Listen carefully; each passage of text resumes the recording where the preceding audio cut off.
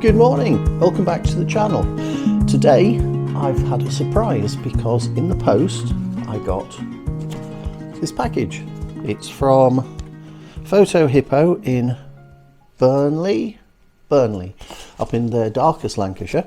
And if you remember, for those of you that have been following the channel for some time, back in July I bought this little Nikon film camera.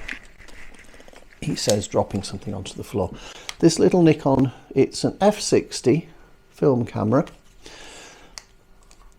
It took me a while to get used to the idea of having to do this again. Obviously there's no film in there. But I bought this second hand on eBay for about £45, and it came with a nice little hold-all, came with all the original paper, so whoever owned it had bought it from you, I think. And it came with this other zoom lens of manufacturer unknown, I think. And it's got on it this 35 to 80 f4 to f5.6 Nikon Nikkor lens, as here, which is very much a kit lens. It's very plasticky. It just really feels very cheap and tacky in some respects, compared certainly to most of the gear that I normally use, but it's a kit lens and let's not expect too much from it. But back in July I got 2 rolls of black and white 400 ASA film and 2 rolls of 200 ASA Kodak color film, and I put those through this camera, just taking not particularly impressive shots. I didn't go out with a view of taking world-beating landscape pictures, and they're certainly not.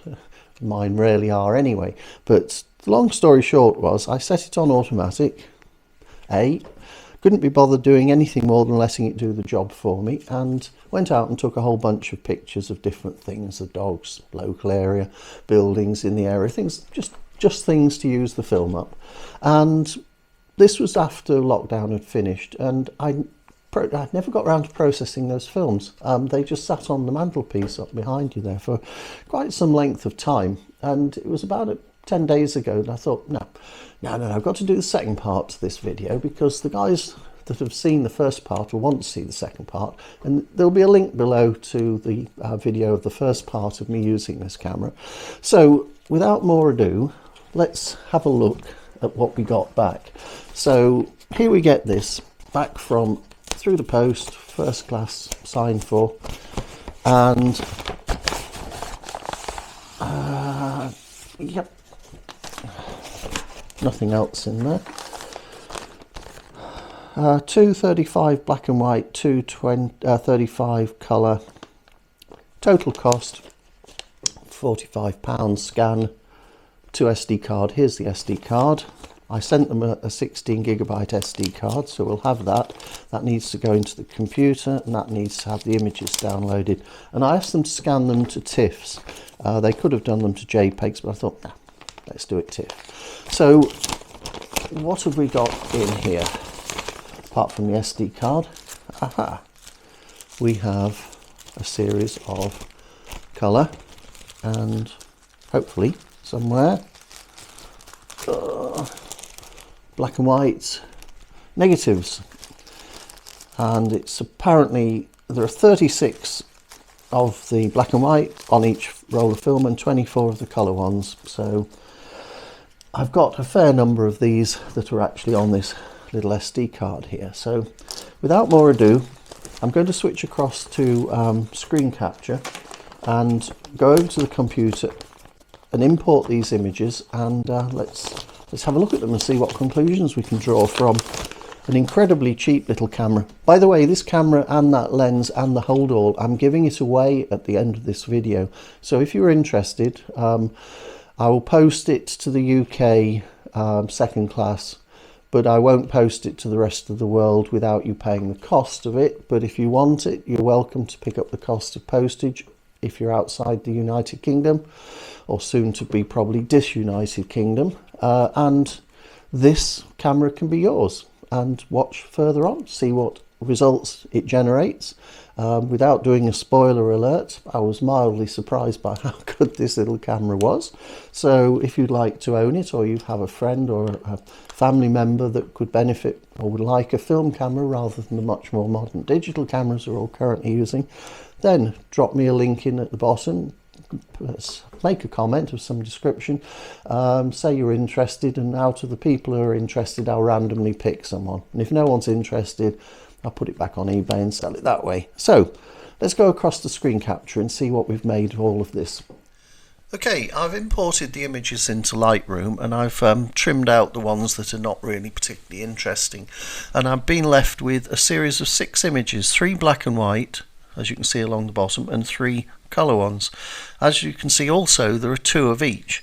The reason there are 2 of each is because the right hand one of each pair is the image as it came off the scanner, and the left hand one is the image after being processed by Topaz Denoise AI. I'll go into why I use Topaz Denoise AI in a minute, but let's just first of all look at one of these images. And I'm going to choose this colour shot of the poppies here. And if I zoom in, these images, by the way, are scanned at 3,300 pixels by 2,600 pixels. So they're approximately between 8 and 9 megabit, also megabytes file size. So they're obviously not quite at the standard of the modern digital cameras that I'm using now at 60 odd megapixels. So 8 megapixels is not a lot of pixels in comparison, but bear in mind these came from a camera which is probably 20 plus years old, and they're film, and as you can see there's a lot of grain. This is a 200 ASA film. For those of you old enough to remember film, it's quite common to see grain in film. It was always the way of it. But as you can also see, zooming into 100%, the image at 100% isn't much larger than it is. There's not much zooming basically. So there's quite a lot of detail here. I can see all of the fine little hairs on these leaves, on these poppies, and the edges of the flowers here. Not quite in focus. Can't remember exactly where the focus point was, but there's quite a lot of detail in this image. And what I'm going to do is I'm going to have a look at the second of the 2 images, which is the one that I created using Topaz Denoise. In fact, what I'll do is I'll actually make a copy of this one with Topaz Denoise, and I'll explain why. Because the noise is there, and okay, we get used to having noise in images, but digital images now, we're not used to having noise in them. We always want them not to have noise, or to minimize the noise. So I've just run up Topaz Denoise, and the left hand pane here in Topaz is the original, and I have a little slider I can move across that shows me what the right hand pane, which is the modified version, is. So I can see the effect, and as you can see as I move the slider, the amount of grain in the image is significantly, especially in the out of focus areas where the green of the grass in the distance is, and also the leaves on the poppy. See how much of that noise it's taking away.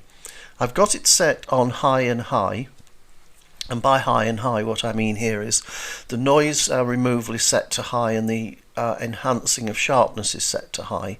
So let me put those both to low, and as you can see it processes it really very quickly, because this is quite a powerful i9 processor I've got on this machine. And now when we look at the difference between the noisy and the cleaned image, there's still noise in the image. You can see in this area here, still a fair bit of noise, there's still a fair bit of noise here. So let's move the noise removal up to the mid level, and the amount of noise, it's virtually gone in these areas, although just about detect a bit. It's still slightly visible here. I'll put it back to the high setting, and it's completely gone in all the green areas, and it's also gone on the pink of the petals. And the sharpness for the lens combination, and given how old this camera is and that's only a kit lens, this is really surprisingly good image. I must admit I'm actually mildly surprised by how good this is. Now it probably shouldn't be, but we tend to sort of think of things as we move on through technology as always getting that much better. And yeah, we have got high resolution, high megapixel cameras, and if I had my A7R4 at 60 megapixels, with this image, I'm sure I'd be able to even count the tiny little granules of pollen that are on the edge of the centre of the poppy, but it's not necessary. It doesn't make the image better, it just means you can pixel peep more and sort of get satisfaction from the amount of money you've spent on your very nice new modern digital camera. But in terms of image quality, this is still not that bad. So I'll shut this one down. In fact, I'll let it, I'll just close this without saving it because I've already got, let's just delete that one because it's only a copy.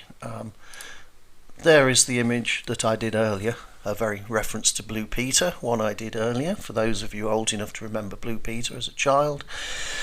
It was a common phrase. Now let me have a look at one of the black and white images, and the one I'm going to choose next is, it's also of poppies. It's not the same poppies, it's similar. It's in my garden in the summertime, obviously, early July, and this is the original without any denoising done to it, and it's still quite a good decent image. Where it is focused, like the edge of these petals, it's not too bad at all, not too bad. And where it's out of focus, it's got a nice bokeh or bokeh or whatever it is you want to call it, but nevertheless it's still half reasonable. Obviously again I can't zoom in that close, but I can zoom in a little bit. So let's move across to the one that I've processed with Topaz denoise. In fact, I'm going to pull up a comparison window and I'll put the other one in the left hand pane. It makes it a bit easier, and zoom into the same point so that we can see both images side by side. And there we are. Now the amount of additional information that Topaz has pulled out, it's got the veins in this subtle colouring on the bottom of the poppy. Bear in mind these are pink poppies, if you remember seeing at the bottom of the screen. So it's blown out all of this, but that could easily have been my exposure. But there is clearly some detail in the image on this side, but it's not, the veins in the colouring aren't as obvious here as they are here. So although I've lost some detail in this image, I've also gained clarity. The edges are probably a little bit sharper. They do look sharper, but that's obviously the haloing that sharpening introduces.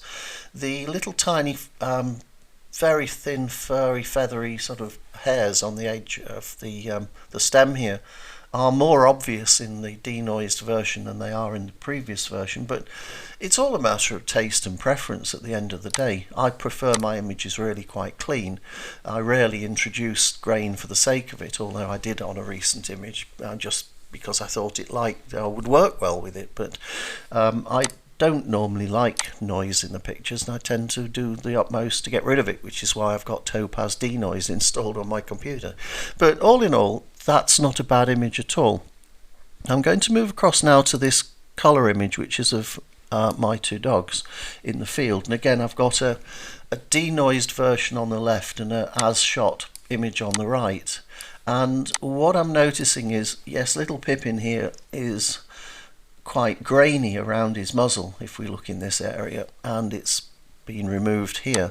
But rather more interesting I find is that Ozzy's colouring, because he's subtle brown, and I found most cameras find it difficult to render browns and sort of subtle changes in brown well. I've got that here because it looks blotchy. The denoised version looks blotchy. Clearly in the grass area here the noise has been reduced and the clarity, or the sharpening is increased, and the grass looks perfectly feasible because it's so fine you can't see really what it's done, other than it looks clearer and less grainy. But on Ozzy here, there's obviously a lot of colour noise here on his colouring on his head, which has been smoothed away, and it almost looks painterly, as if it's been blended together, which I suppose really is what's happened. But I don't really like that look. I can accept it on the poppy and I can accept it on other things, but I can't really accept it on that image. That to me is not necessarily a better image than this one. So that's one thing it didn't do as well as I'd hoped, but nevertheless, going back to the film versus digital, I'm still impressed by how well that little camera worked. Now the last image, although I've got others here, the last image I'm going to talk about is this picture of our church in the village, and I'll put both copies of this picture up. Now, although there's noise in this first image, the right hand one, and it's obvious here in the wooden slates on the church roof here, it doesn't detract from the image, and the one that's been denoised and sharpened almost feels too sharp. The brickwork here feels as if you might cut yourself if you touched it, and equally all of this delicate work around the edge of the leaves here.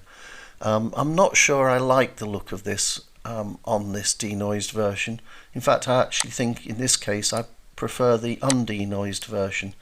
And if I just scroll both of them into the same area, the woodwork on this gate looks as if it's blurred and blended together, whereas I can see the detail in the woodwork and a little bit of noise, but I can definitely see the detail in that. So there we are, there we have it. In summary, that's what I got from using a film camera, and as I've said, I'm mildly surprised how well that little camera has handled doing this. The only real downside I can see, well, there are two main downsides from my point of view. The first is that I have to wait to get the results back, so I don't know if I've wasted a day taking shots and none of them have come out, and equally I don't know well, I just don't know what they're going to look like until they arrive, and waiting, well, probably a couple of weeks at worst, and after lockdown probably less. I could probably take them into a local photography processing shop and get them back the next day, but we can't do that at the moment because of lockdown. Haven't been able to for some time. But moving on, the other issue is that cost me £45 to get those 4 films developed and scanned. Now that is the downside of film from my point of view. I don't want to be buying film which cost, I think they cost in total about £15, those 4 films, and then have to spend another 45, total of £60 plus a bit of postage and packing to actually get of the order of 100 images back. That to me just seems like, or 120 images, 2 24s and 2 36s. That seems like a lot of money, and that is and always was the downside of photography for me in the original old days when I used film, and it's why the moment digital came along I jumped on it like a madman, because it basically offered me an ability to learn how to take better pictures quickly because I got relatively instant feedback. It gave me the means to print my own pictures pretty much, and it just gave me much more control over my expenditure. Now it's just equipment. There's no processing costs, no film costs. Anyway, that was this little video. I hope you found it interesting. If in the link below you'll see links to my website and various other locations. Please give it a thumbs up. The channel does need support. I've got 866 followers now, which I'm grateful to all of you guys for following, but the feedback of comments and also thumbs up does help. It does make a difference. It does add to the value of putting the effort into all of this. So I hope you enjoyed this short video, and I'll see you on the next one. Bye for now.